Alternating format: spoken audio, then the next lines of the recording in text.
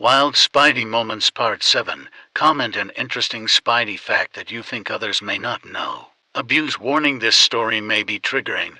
During the 1984 comic, Spider-Man and the Power Pack, it's revealed that Peter Parker was raped as a young boy. This was one of the few comics done in partnership between Marvel and the National Committee for Prevention of Child Abuse. We start our story in a New York City apartment building. The cries of a child reverberating through the thin walls. Luckily our web slinger is nearby and hears them. He goes to investigate and realizes he recognizes the boy. He rushes over to see what he can do to help.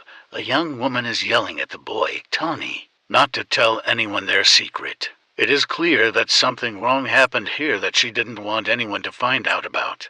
She threatens to hurt him and get him in trouble. He is scared and complies. Spidey barges in after what he heard and she makes a run for it. As she escapes, Peter consoles the child, comforting him and hoping to understand the situation better. He tries to get the child to tell him what happened. He ensures the boy won't get in trouble and that he needs help. Little Tony confides in Spider-Man, still scared that he did something wrong to deserve this. This is heartbreaking. Spidey now understands what happened and corrects Tony. Of course it's not your fault.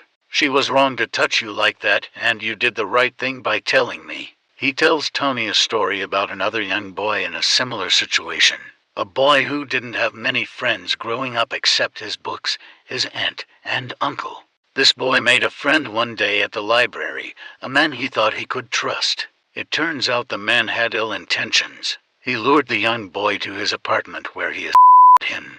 That boy later found the courage to tell his aunt and uncle about the situation and got the help he needed to. Spider-Man then reveals that the child in that story was himself. He understood what Tony was going through, the anger, the confusion, the guilt and shame.